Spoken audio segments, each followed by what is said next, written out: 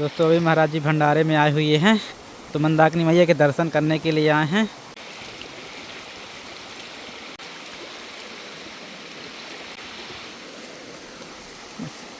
ब्रह्मकुंड से आना हुआ महाराज जी? ब्रह्मकुंड से दोस्तों आए हैं।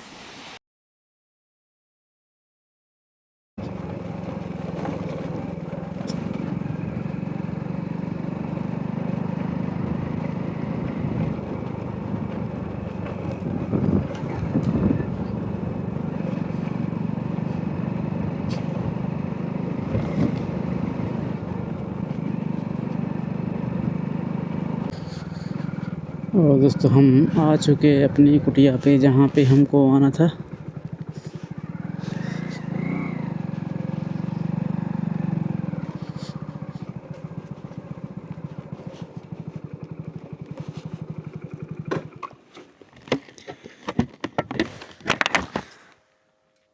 जय श्री राम महाराज जी। दे दो, कोई भगत अगर दिया था उसको तो बोला हमारे वो काम का नहीं है, आप ले जाओ, तो उसने दे दिया है। तो रमेश क्या उसमें कुछ गलत हो गया है और हम जानते जानकारी नहीं। डीजल वाला क्या पेट्रोल से चलता है रमेश। हाँ, तो उसके विषय में कुछ जानकारी है। मोटर से जो मोटर में पाइप लगा करके या फुटवाल से जो मंदिर जल में छोड़ा जाता है, कुछ है उसके विषय में मालूम? वो रवि से पूछना। हाँ, रवि को मालूम है। रवि का तो हमें पूरा मालूम है, पर अब उसको क्या बुला नहीं सकते ना, भंडारा है। साथियों आप सभी को जय श्री राम। मैं रमेश पटेल आप सभी का स्वागत करता हूं आपके अपने चैनल धर्म की राह में। दोस्तों अभी हमें चित्रकूट के जंगल पे, और ये स्थान है चक्की घाट, जहाँ पे एक बाल बैरागी संत दास जी महाराज जी यहाँ पे रहते हैं, और इनका जो नाम है यहाँ पे चलता है विजय दास महाराज जी के नाम से जाने जाते हैं। तो दोस्तों आइए चलते हैं महाराज जी के, आप लोगों को दर्शन कराते हैं, और इस बिहार जंगल पे उनका कैसा रहन सहन रहता है, कैसी पूजा पाठ रहती है, और कुछ आशीर्वाद स्वरूप जो सत्संग मिलेगा वीडियो के माध्यम से आप लोगों तक पहुँचेगा।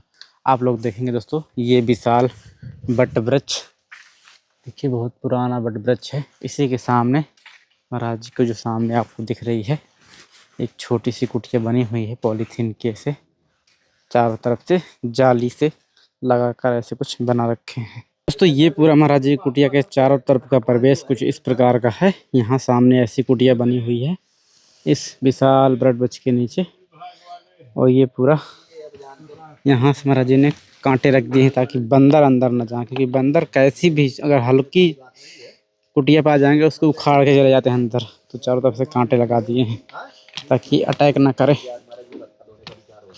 अब ये ऐसी कुछ कुटिया बना करके संत महात्मा लोग तपस्या करते हैं। तो आइए कुछ सेवा सामग्री के साथ चलते हैं, महाराज जी को भेंट करते हैं। ये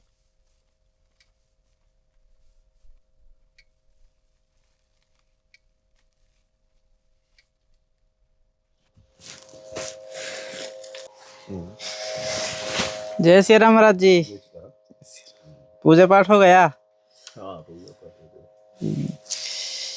ये महाराज जी पानी गरम, ये पानी किस लिए? पानी ये विचार हो गया आज, रहा विचार से नहाने का, मत्था धोने का। अच्छा अच्छा। हाँ, जटा धोने का विचार हो गया, तो ठंडे पानी में क्या मत्था साफ नहीं होता रहता। हाँ, वो थोड़ा सा ठंड लगने का डर रहता है। वैसे नहाने का तो ठंडे पानी चल जाता है, पर मत्था धोने में लिए क्या है, फिर अपने को दिक्कत भी आए और गर्म पानी से साफ भी हो जाता है। रूसी पूसी हो जाती है ना जंगल में, तो उससे ठीक रहता है। तो उनका चलो पानी भी गर्म होता रहेगा और थोड़ा आँच भी होता रहेगा। जी जी महाराज जी धन्यवाद।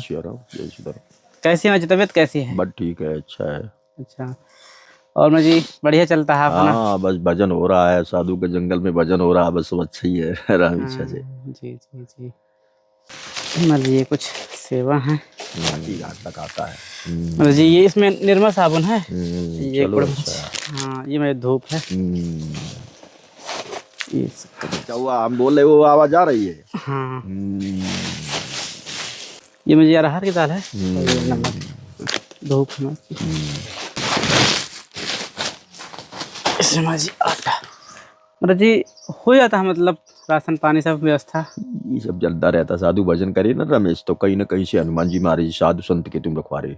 वो हनुमान जी महाराज जी वो तो क्या है कि वो सब जानते ही हैं बिना बताए, जो जहाँ जिसको आवश्यकता पड़ती है भगत भी उनका धूप धाप करता है। वो तो देवताओं के लिए तो दोनों बराबर है, चाहे महात्मा हुए और चाहे मतलब जो है भगत हुए। पर उसमें थोड़ा कारण आ जाता है कि वो महात्मा 24 घंटा इनका दूसरा काम तो है नहीं भगवान का भजन करना। जी जी जी। तो हनुमान जी विशेष थोड़ा ध्यान देते हैं। जैसे छोटा बच्चा होता है तो हाँ छोटा बच्चा के प्रति माँ के सहारे होता है ना, तो ज्यादा ध्यान रहता है। हाँ और उसी माँ का एक कोई बड़ा बच्चा है तो उसका उतना ध्यान नहीं रहे, क्योंकि वो फिर अपना खुद देखता है ना, जी मैं क्या जी करना चाहिए। और छोटा बच्चा वो कुछ वो जानता नहीं, वो माँ के सहारे रहता है। इसी तरह से वो माँ तो दोनों के लिए है, बड़ा के लिए भी उसकी भी वही माँ है और छोटे के लिए भी वही माँ है।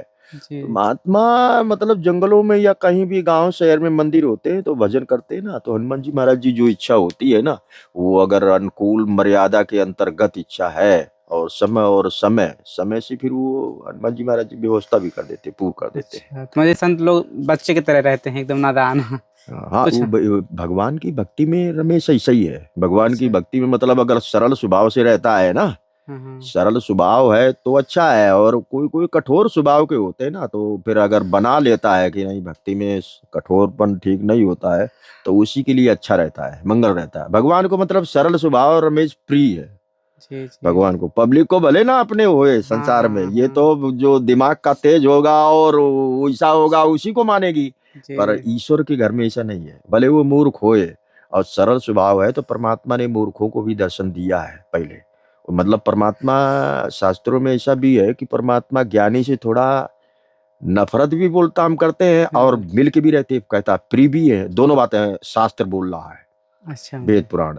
प्रिय का मतलब होता है कि अगर वो यथार्थ उसको ज्ञान हो गया है, ज्ञानी है, पढ़ा लिखा है और वो परमात्मा की प्रति उसका लगाव हो गया है, तो वो कहता प्रिय है। वो ज्ञान के द्वारा पर निर्णय ले लेता है ना, कोई भी गंभीर बात को या गुप्त बात को, अब उसके में ज्ञान है तो उसके द्वारा वो निर्णय ले सकता है। जी अच्छा, जी। कोई मूर्ख होता है तो वो निर्णय नहीं ले पाएगा। हाँ हाँ तो हाँ किसी गुप्त बात को या कोई रहस्यमय बात को उसमें दिमाग है तो वो हाँ। निर्णय ले सकता है, और दिमाग नहीं तो ले नहीं सकता है। तो यदि परमात्मा की तरफ बुद्धिमान होकर के कुछ लगाव होता है ना, तो परमात्मा कहता है वो हमें प्रिय है, ज्ञानी। और खाली ज्ञान ही के विषय में परमात्मा की तरफ अगर वो विरुद्ध है तो वो परमात्मा कहता है मुझसे नफरत भी है। अच्छा, केवल ज्ञान है, तुम परमात्मा के वो नहीं है। भक्ति के हाँ विषय में नहीं है ना, भक्ति के हाँ विषय में उसी रास्ता में वो लगाव नहीं है। हाँ विद्वान है, हाँ। वेद शास्त्रों का है, ज्ञान भी है और पढ़ा भी है, मतलब जितनी पढ़ाई होती है। तो परमात्मा की तरफ भक्ति की नहीं होता ना, तो परमात्मा फिर उससे क्या है कि शास्त्र कहता है कि वो अपने को प्रिय व्यक्ति नहीं है। और परमात्मा को सब मूर्ख हो या ज्ञानी हो, विज्ञानी किसी तरह का हो, भले वो ज्ञानी है, विद्वान है या मूर्ख है, सरल स्वभाव होता है ना रमेश, तो जितने भी 33 कोटि देवी देवता है उनको प्रिय होता है। ये नहीं मानेगा संसार, बोले ये तो हाँ मूर्ख। हाँ, इसलिए संसार। वो मूर्ख को गलत ही बोलेगा कि ये मूर्ख है, क्योंकि जी। संसार को अपने मृत्यु लोक में मतलब पब्लिक के लिए, उसके लिए विद्वान है तो महत्व देगा उसको। हाँ ज्ञानी महत्व मतलब विद्वान है और स्मरण शक्ति उसका तेज है। जी और स्मरण शक्ति तेज, स्मरण शक्ति से ही निर्णय लेता है ना कोई व्यक्ति, जी जी। महात्मा हो चाहे पब्लिक हो चाहे देवता हो। और स्मरण शक्ति मस्तक में होती है सूक्ष्म रूप में। तो वो मतलब पब्लिक अपने विद्वान को महत्व देती है, यहाँ उसी को श्रेष्ठ मानेगी।